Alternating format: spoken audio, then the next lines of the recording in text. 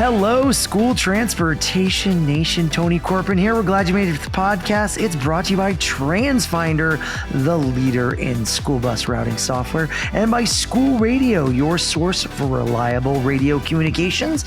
I have with me Mr. Ryan Gray. Welcome, sir. Hello, Tony Nation. Thank you, as always.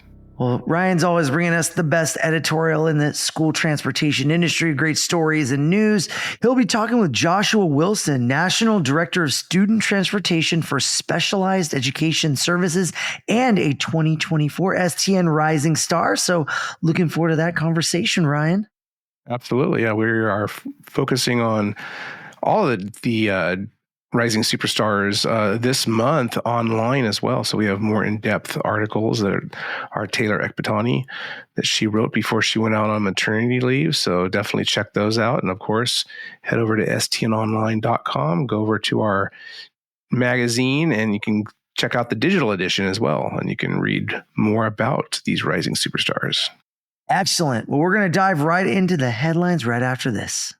Hey guys, what do software, hardware, and safety have in common? One word: TransFinder. At the STN Expo in Reno, TransFinder won 3 Innovation Choice Awards, voted on by STN Expo attendees for best software, best hardware, best safety technology. TransFinder's Route Finder plus routing solution and apps, Stop Finder and Wayfinder, are well known in the industry. Not everyone realizes TransFinder provides hardware like card readers, tablets, and mounts. And as for safety, Patrol Finder for schools is TransFinder's latest solution designed to make buses and campuses safer.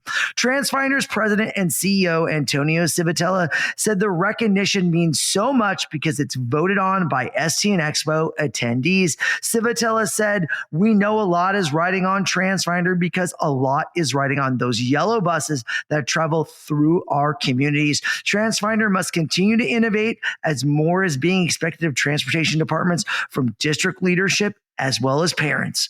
Learn more at transfinder.com. That's transfinder.com. All right, we're back. Ryan, big news: loading and unloading zone survey. Always a hot one to come out, which we know, obviously, the danger zone, fatalities. It's a hot topic. The DC conference with NASDIPs happened, and they brought in all the, government agencies and such. And, I'm sure this is going to be a top topic that is going to be discussed in the industry for quite some time. But the survey, what are the results? What are the stats? Yeah, so the Kansas State Department of Education conducts this national survey every year, and at least of the recorded or reported fatalities, 6, 3 at the hands of the school bus and 3 at the hands of illegal passers. So this survey is in its 54th year. It goes all the way back to 1970. It originally was performed or conducted by the Kansas Department of Transportation. Of course, now the State Department of Education handles the survey. We had all the states and District of Columbia except for New Jersey and Rhode Island who responded. Rhode Island and New Jersey now for like the 3rd or 4th year have not responded to this survey. But of the states that did, there are those 6 that were reported, and it's based upon law enforcement reports and the data that the state departments of education or whatever the state department that oversees school busing, they compile and they submit this information in. Certainly at STN and some other resources, really try to track any fatality that involves school buses. And so this survey really, it's limited in its scope. It's always looking at when the school bus is essentially on scene. And of course, it's based upon those police reports. But basically, it doubled from the previous school year. So 2022-23 had 3. It jumped up to 6 for 23-24. It's showing again that as many kids really are getting killed by the school bus as are by illegal passers. So much of the focus nationwide goes to the illegal passing. And we'll talk a little bit more about that in a minute. But just a reminder that school bus drivers continually need that training, and the students need the training. Of some of the instances, there was a boy that was running after his school bus and got hit. And, the best practices always say, never run after a school bus. All school districts should be teaching their students that, and to get to the school bus stop early. We know that with the current driver shortage, we've seen a lot of instances of school buses that are arriving late to stops, and maybe, especially when the weather's cold in those parts of the country. Here we are, ensconced in fall. The weather is getting colder. The temperatures are dipping. It's not easy to get to the bus stop and stand out there for 10, 15 minutes when it's below freezing. Certainly, we don't want our students doing that. But it just shows some of the instances or the tragedies that can happen when these buses maybe are late, or the student isn't prepared in time and they aren't following the recommendations for school bus stop safety. So again, a big reminder to folks to stay vigilant, train. There's a lot of different training out there at state level from private companies, counting kids away at the stop, again, trying to educate the students on proper stop etiquette. There's the whole crossing element involved. Students should be trained on referring to their school bus driver when it's safe to cross. The school bus drivers need to be training so that they are consistent, at least in their school district and with their students, on communicating when it's safe to cross. So many aspects to this, Tony. So it's just again another reminder that we have these children's lives in our hands, and we have to do everything possible to keep them safe.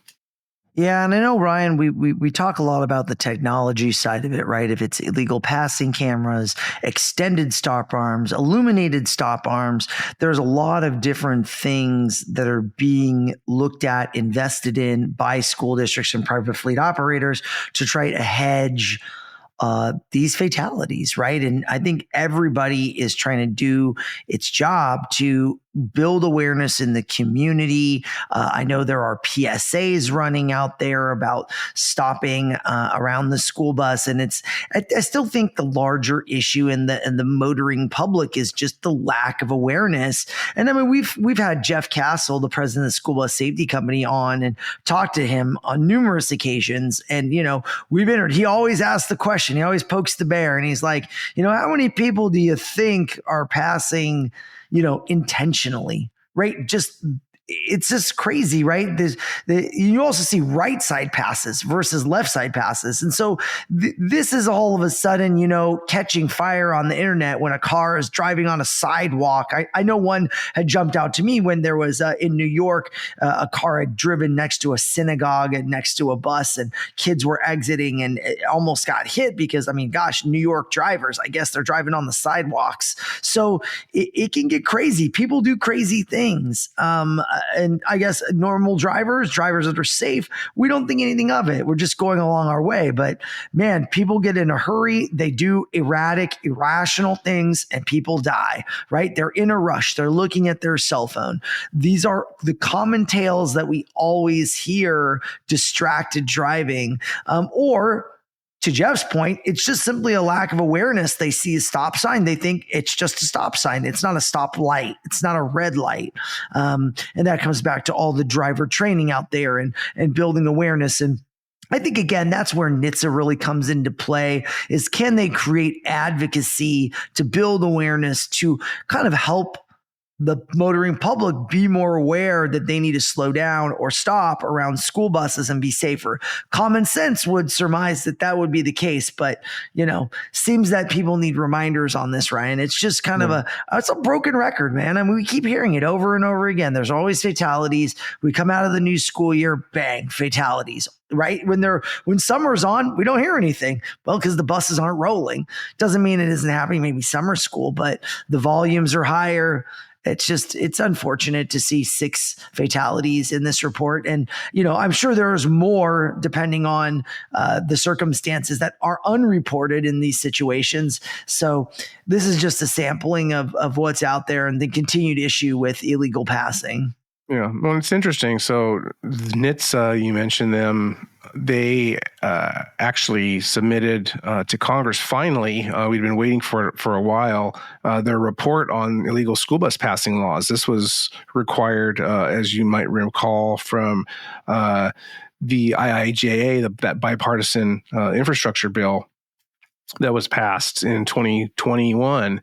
And we'd been waiting for it for a while. And with that, it's reducing the illegal passing of school buses guide, which is online.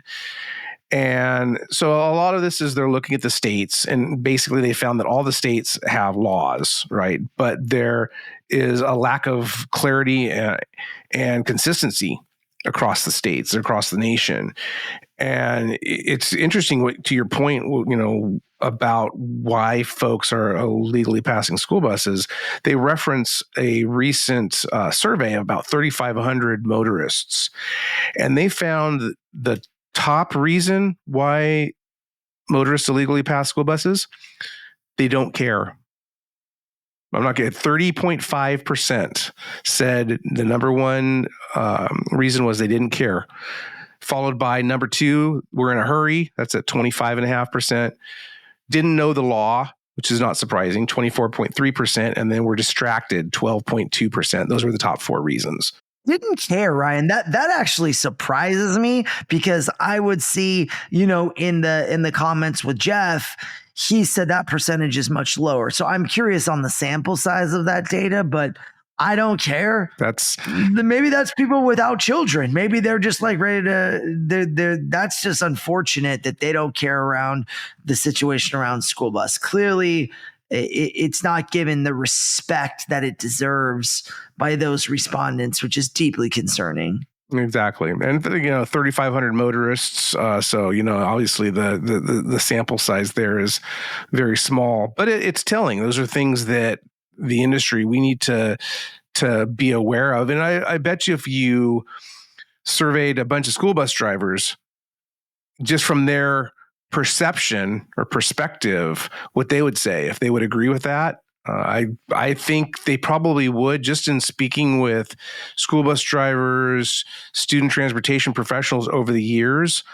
Often I hear in frustration, these folks tell me, I just don't think they care. They act like they blow right past. They don't even give it a thought. So it sounds shocking to me, but I think it's actually probably more accurate than we imagine. Do they share the sample size? What size is the survey? It was 3,500 people, 3,500 motors. 3,500, and that's over 1,000 people that said they don't care. Yeah. So, man, that is a big number. And then after that, after those top 4, it got into the minutia of, didn't see the bus and different things. But it's really eye opening. And, with the NHTSA efforts from the IIJA, and you had mentioned, national PSAs, they're developing a click it or ticket type ad. So, of course, we all know that from the seatbelt enforcement laws. But for illegal passing, they're looking at doing something similar. So definitely attracting a lot of attention at the federal level. But we can't, again, forget that more students over this 54 years of this national loading and unloading survey have been killed by the school bus, and it still happens. I think that the numbers have started to even out as you're looking over the past 10, 15 years, but still, when there are, again, based upon the criteria of this survey, 1,273 student fatalities over those 54 years, and 717 have been caused by the school bus, 502 by illegal passing, and then 54 other information. But interestingly enough, too, when you're talking about loading and unloading zone safety, really the data shows that we need to really concentrate our efforts on those youngest children. About 73% of those 1,273 student fatalities have been students 9 years of age or younger. And that makes sense. Those children, there's this children in traffic survey or report that was done out of Sweden back in the 80s, I believe, that talked about how children, they just don't have the perception like adults do. Their brains aren't able to judge distance as well. So that's why we see so many of these student fatalities or child fatalities. So again, it just harkens back to the training, and when student transporters are developing their training for students, to make sure that that training is tailored to their audience, and that the messages that are going out to the parents match. So again, an eye-opener, something that the student transportation industry is always focused on. And hopefully, as we now prepare to move into 2025 and start preparing for the 2025-2026 school year, that the data will be better, and certainly for the rest of this school year as well. So we'll see what next year's survey will have in store for us. I mean, I think, Ryan, going back to the I don't care data point, I feel like to change behavior, you're going to have to make it pretty punitive, right? You're going to care if you get a ticket. So maybe you just got to make them feel the financial pain. You got to make them understand. And, I think there's been a big argument. Do school bus stop arm cameras work, right? And I think that we're trying to avoid a loss of life. And the cameras provide a visual kind of example of the people that are causing these illegal passes. But to really change driver behavior, you're going to take a second thought if you get a ticket. So I think that click it or ticket idea is a great idea. I think, guys, if you're in states that illegal passing cameras are allowed, definitely worth taking a look at that. And, changing driver behavior, it's hard as an industry. How do you as a transportation department do that? It's really difficult, Ryan. And I think the bigger issue is you have to work with your local municipalities, your local sheriff's departments, and it's also the reporting, right? Drivers are manually reporting illegal passes. And if you have technology, and I'm sure we'll see AI play into this more and more, the speed of the camera lenses catching people's faces, we may see more and more of the technology advance. So I'm very curious if we don't see a reduction in illegal passes in driver behavior as a result of a higher awareness. So time will tell. But to me, this is definitely something that the industry should be looking at, especially in light of that data point. 33% don't care. More than 30.5% actually. Okay. Yeah. So out of 3,500 people, that is a big number, man. I'm just shocked at that number. That's what really stood out to me as well. But you're talking about punitive, and there's states that are passing laws every year to increase the fines, increase potential prison sentences, especially if a student is hit, injured, or killed. It's just one of those things. And we certainly see a lot of AI-enabled software for video cameras now on the market, and a lot of promises being made. And I haven't seen any data yet, hard data on the improvements. I know that there's some anecdotal things that we hear from time to time. But in terms of really moving that needle, I think that, yes, as technology gets better, and it's able to, like you said, recognize motorist faces. And that's something that the NHTSA report to Congress pointed out, that's some of the discrepancies from state to state, is some of the states require the motorist to be identified. Others don't. Others just require the license plate. So there is a lot of inconsistencies just from enforcing those laws. going forward. Not to mention just the laws themselves and what the laws say. And granted that, a lot of the laws, they're for the most part, it's illegal passing unless there's some kind of median in the roadway, whether a grassy median or an island, like a concrete island of some sort.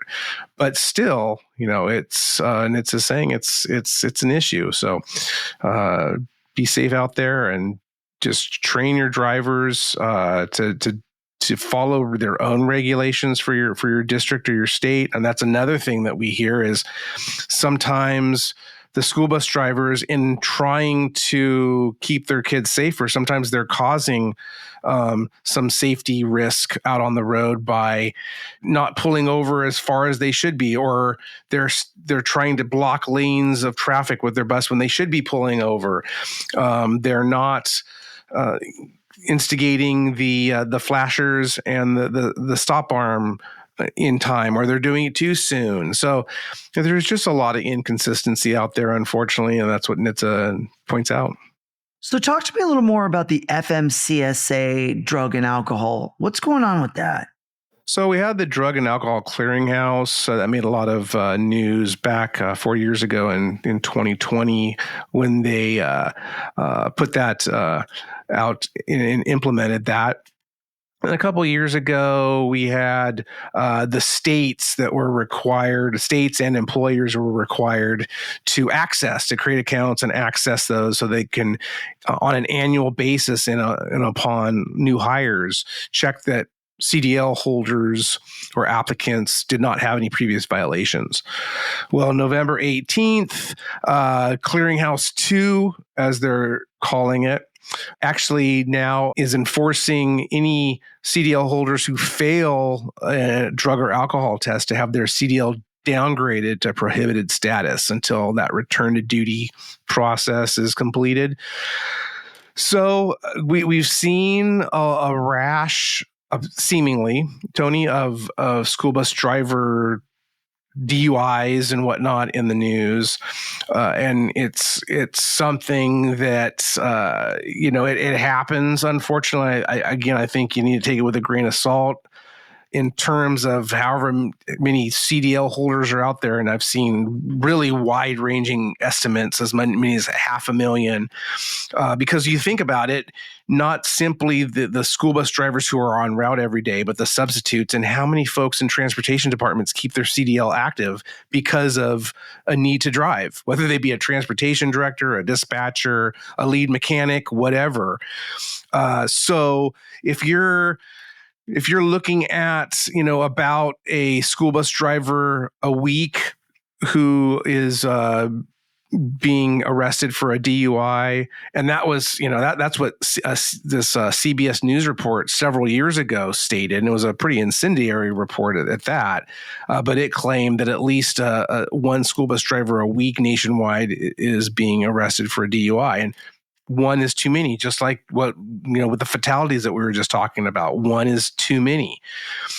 But you look at, say even double that, say it's 2 a week, 100 something a year, divided by 500,000. I mean, that's just, incredibly small. But school buses are such a high profile vehicle out there. They're so iconic. Folks, you would hope they see a school bus, and of course that NHTSA that survey that NHTSA cited in their illegal passing guide kind of makes you wonder. But when folks see school buses, they should be respectful of them. They should realize, hey, we got kids, we got to be extra careful. We know that's obviously not the case, but it's just from an industry standpoint. Again, it's a reminder to do their due diligence, train, really be vigilant in enforcing the regulations, both federally, state, and district-wide, to make sure that these drivers are not driving under the influence. And if they are, that there are some concrete policies in play where these folks can be identified and kept from behind the wheel. Let's identify these cases before they get behind the wheel, before they go out and drive 50, 60 kids, before they get pulled over and arrested and all the headlines result. There's the reasonable suspicion at play for testing these drivers. I've heard so many districts talk about having procedures where drivers need, before they can pick up their keys, before they can head out to the bus, they have to pass dispatch. They have to, dispatch sees them and can hopefully determine something's amiss with some of these drivers so that they aren't allowed to proceed out into the lot and to get behind the wheel of their bus.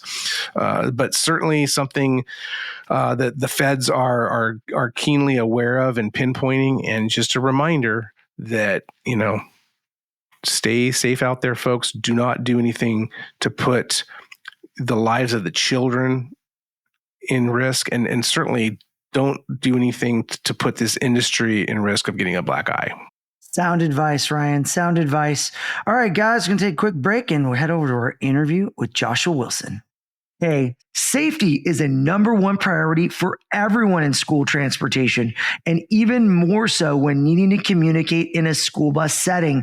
School radios, push to talk over cellular or POC radios, are the safety enhancement you need to provide clear communication across all aspects of your fleet. Schools, SROs, that's school resource officers, and beyond. School radio helps take safety and connectivity a step further by offering interoperability solutions that bridge conventional two-way radios with POC systems, creating a unified network that boosts effectiveness and safety.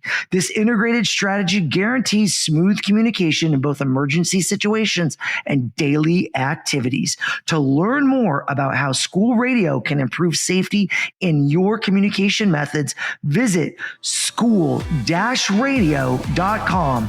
That's school-radio.com. All right, we want to welcome our next guest to School Transportation Nation, Joshua Wilson, one of 10 rising superstars featured in the November edition of School Transportation News. Joshua, thank you so much for joining us today. Well, thank you for having me. It's really a pleasure to be here. I enjoy listening to the podcast, so it's fun to be a part of. Always glad to hear that. And, and what was really cool, so Joshua, I went to his LinkedIn page. He calls out his 2024 Superstars profile right there. I've never seen that before, Joshua. That was pretty cool.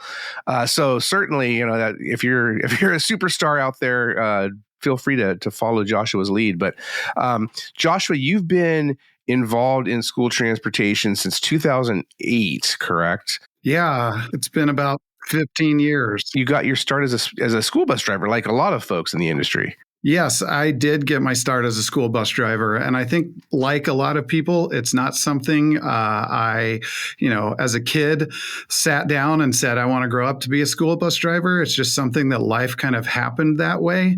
And I think a lot of us that get into the industry wind up on that path. Absolutely. And of course, so now you are a director of transportation.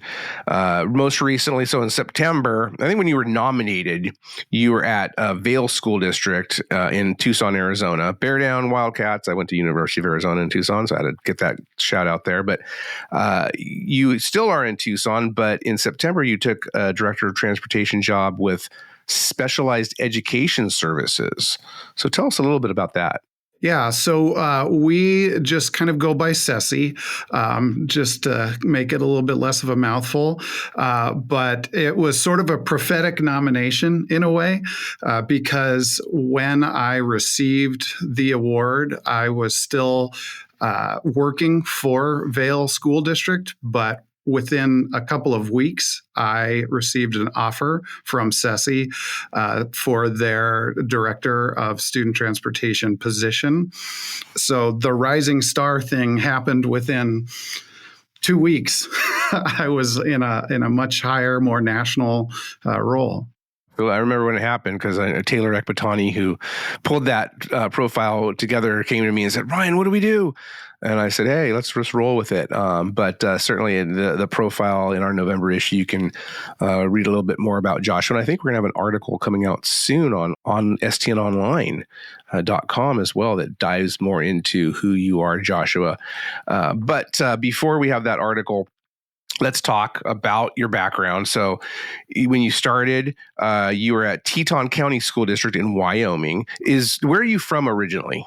So I grew up in Southern Oregon to Wyoming right after I kind of got out of high school, went to work for Yellowstone National Park. And then from there, I transitioned to being a whitewater guide and a dog musher.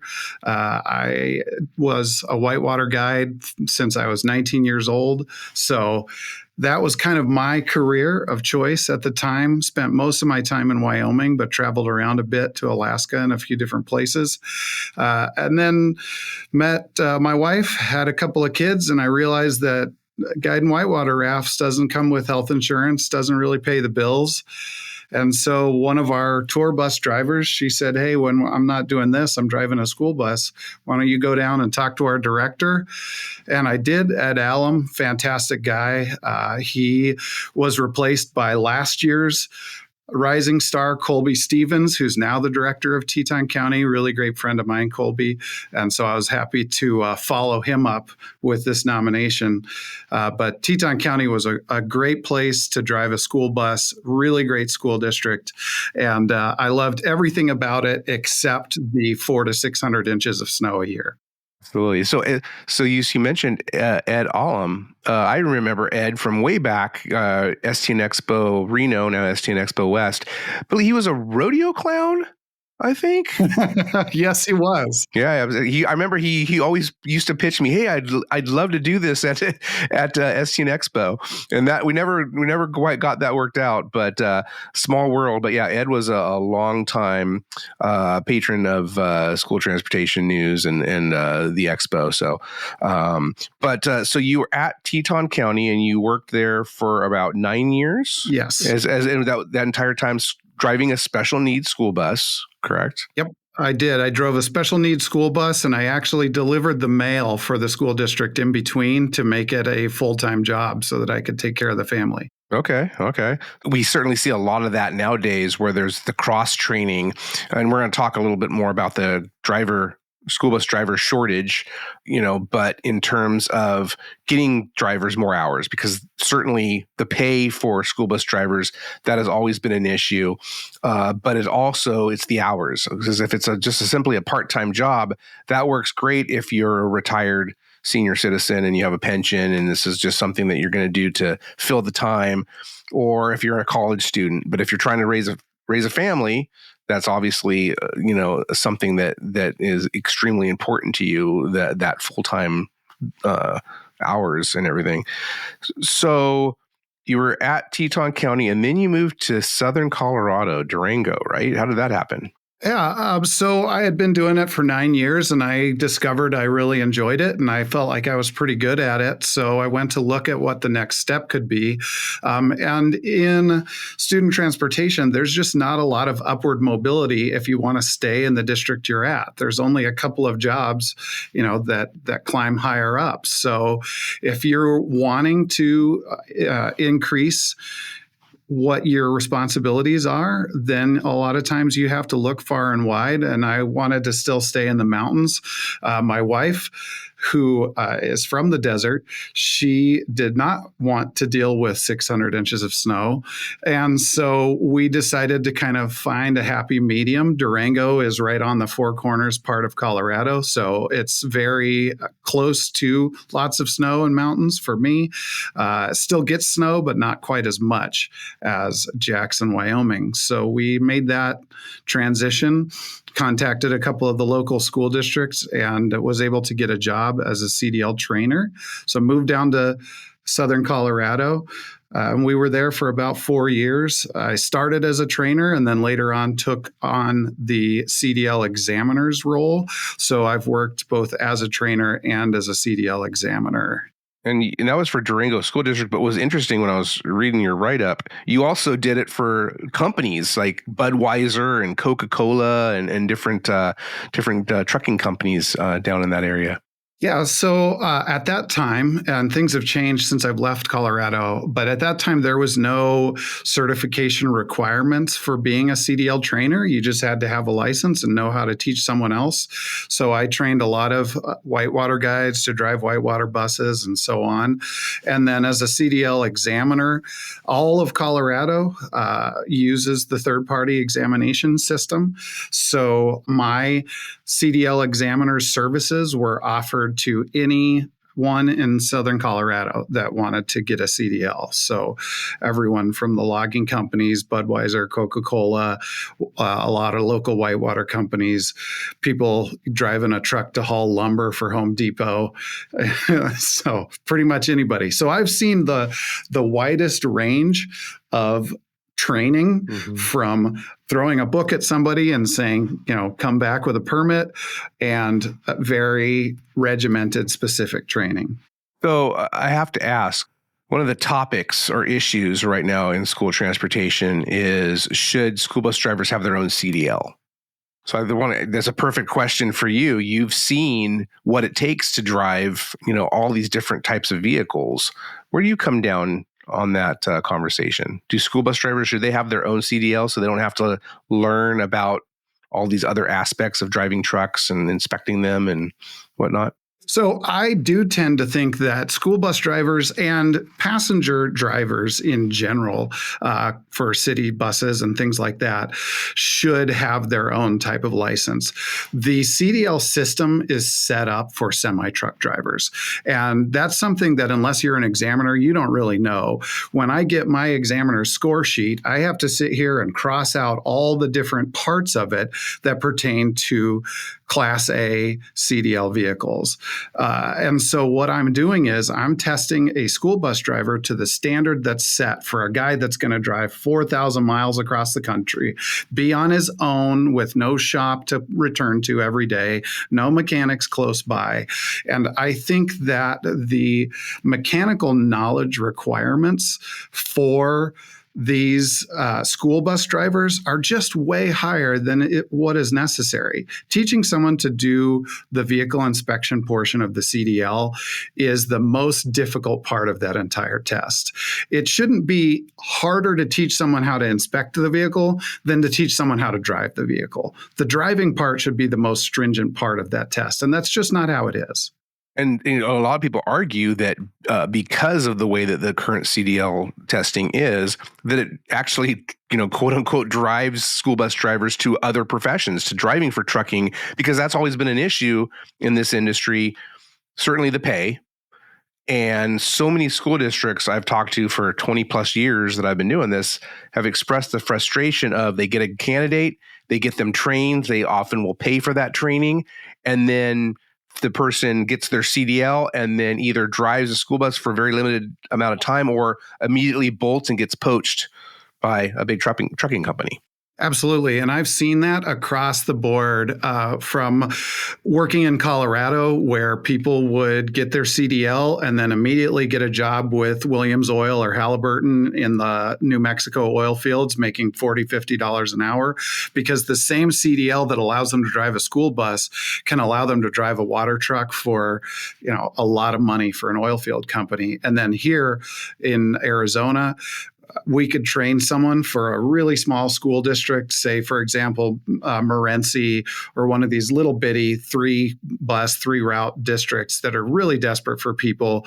And we could train a CDL driver for them.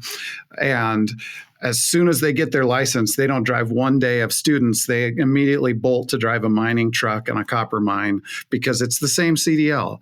And I think that is not only unfair to the people who are footing the bill for that training and putting their hopes in this person helping them out, but it's also unfair for that driver who goes through all of that training to never use it again once they get that CDL. And one could argue, rightly so, I think, unfair for the children.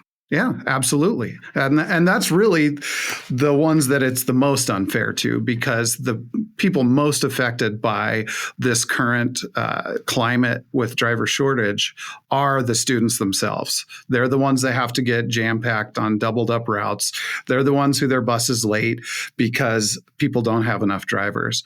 And in the end, those of us in the industry who deal with the stress oftentimes lose sight of the fact that those kids are dealing with that stress every single day. Absolutely. So in terms of that driver shortage, I was telling you earlier when we were talking that I've gotten some pushback from some readers saying, "Oh, it's not a driver shortage. It's a retention and recruitment issue." Tomato. I think I told you. I mean, you're still short drivers that you need. I'm curious in your travels, and there's more to talk about here in terms of your career has progressed. But where do you come in on this topic of the driver shortage? Is it something that's relegated strictly to pay? We've done a lot of articles and talked to a lot of school districts and operations that are really using organizational culture to their advantage.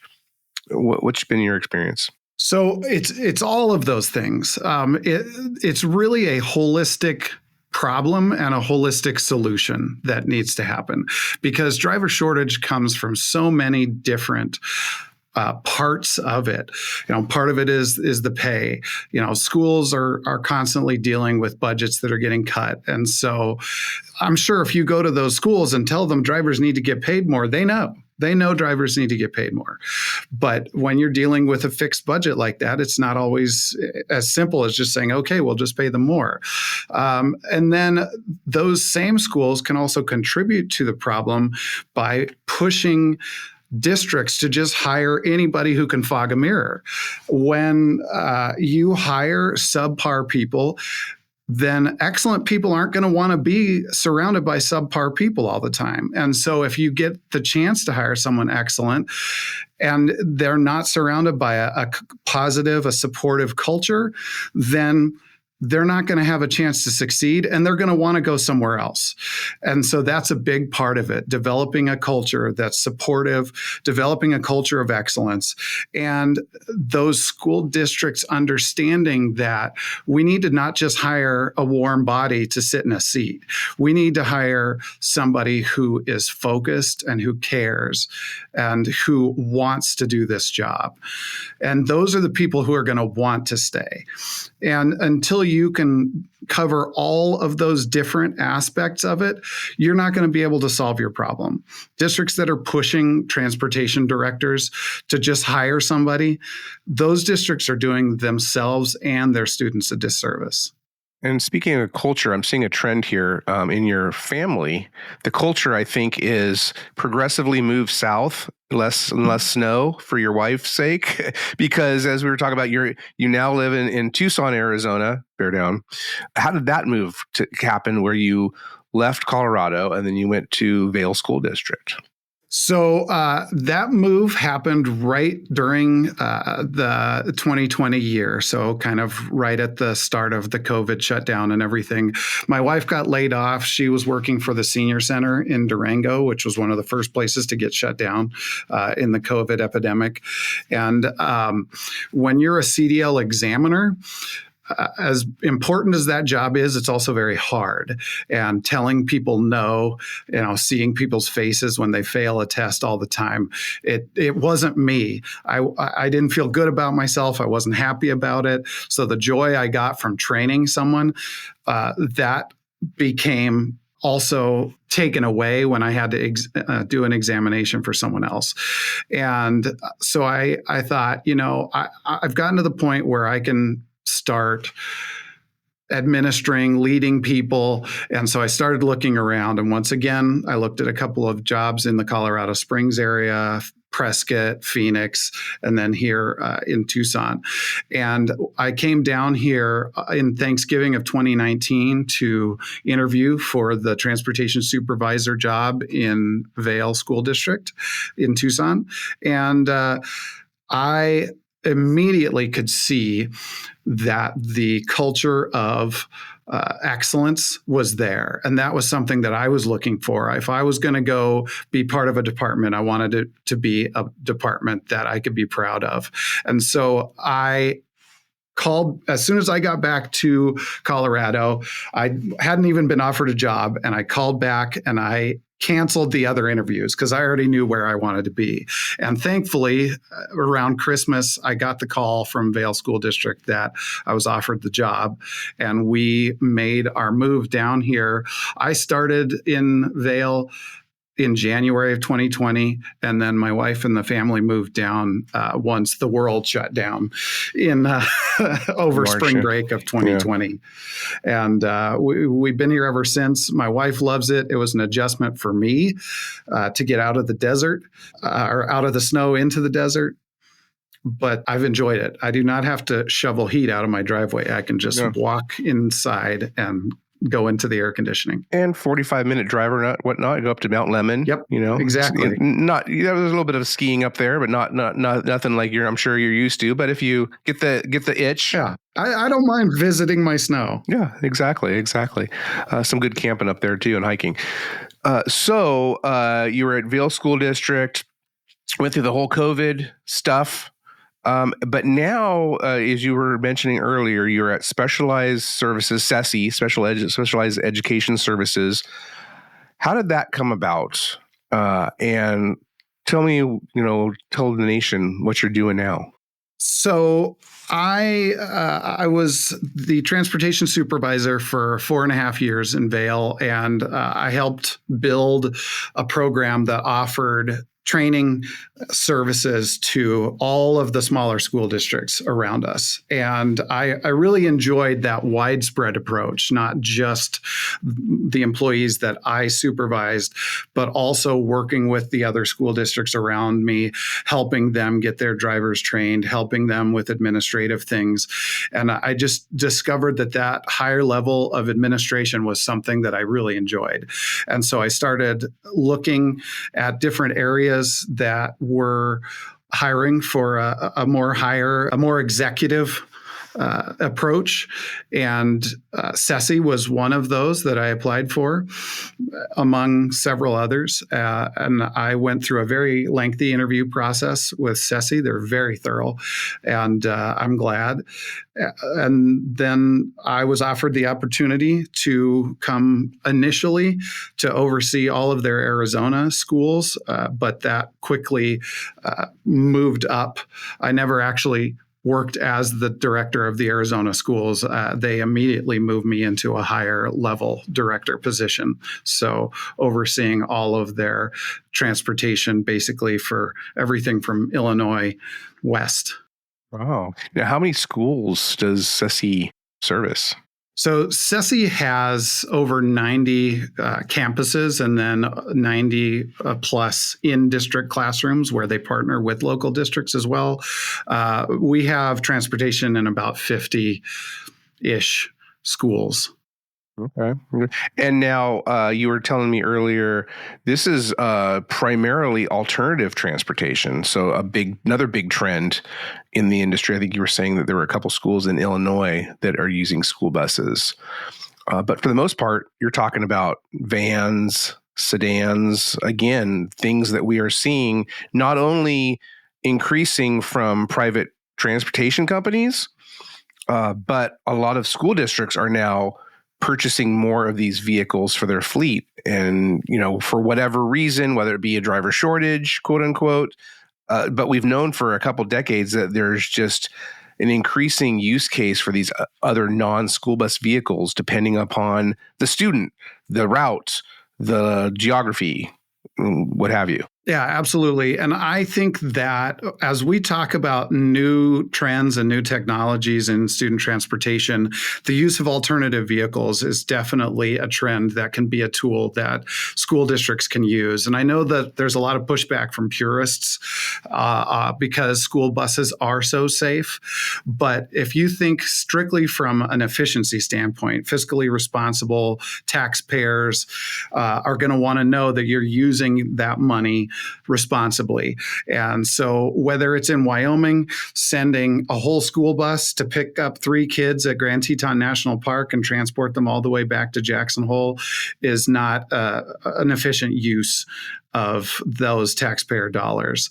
And for special needs transportation, especially, using alternative vehicles can just be a lot more modular. We can get into people's driveways, pick up students, and those students aren't dealing with all of the noise and all of the complexity and stress that can be on a bigger school bus.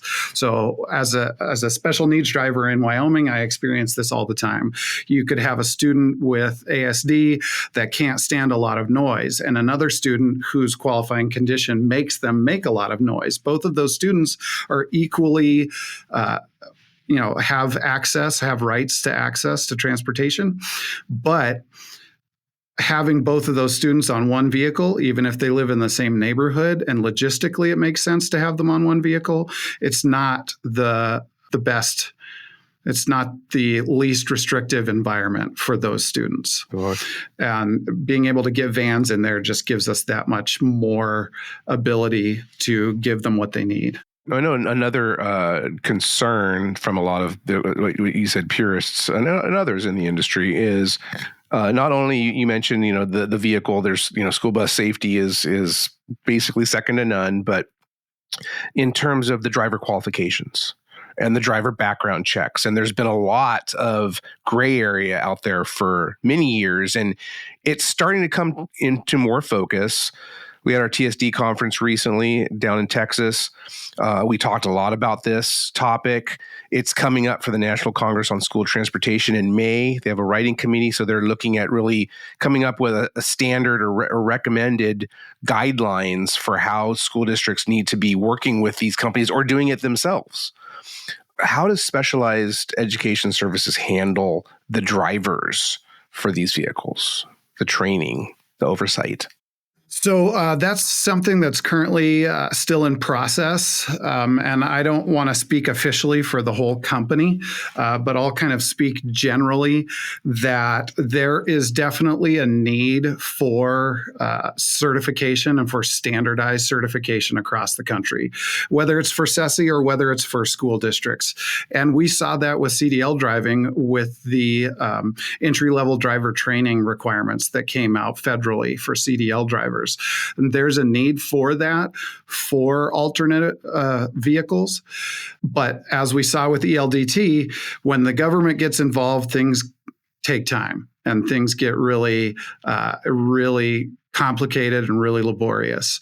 So it would behoove individual states, and some have already started to do that, like here in Arizona, to develop their own certification requirements for drivers of these alternate types of vehicles. Yeah, so Arizona, Colorado, some other states, like you mentioned, background checks, drug and alcohol testing, that was leaving a lot of people scratching their heads saying, wait a second, you don't have these requirements. So certainly an evolving process.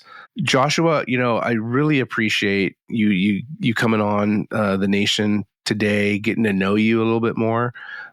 Certainly, if you want to learn more about Joshua, head over to stnonline.com, head over to our November edition in our digital edition section, and look for the article from Taylor Ekpatani this month that dives a little bit more into Joshua and his background.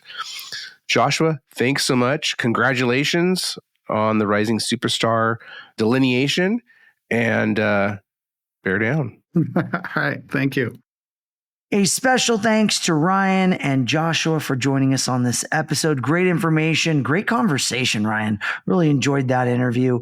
We appreciate our sponsors, TransFinder and School Radio. Thank you so much. Guys, make sure and drop them a line. Let them know you heard about them on the STN podcast.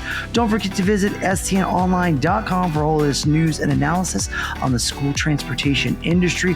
Also, don't forget, you can register for STN Expo Expo East out in Charlotte, North Carolina, March 20th through the 25th. Save $200, super early bird registration. Lock that in. It ends December 15th, so not far away. Do some early shopping. It's like Black Friday, came early. Make sure you get on that. Go visit us out in Charlotte in 2025.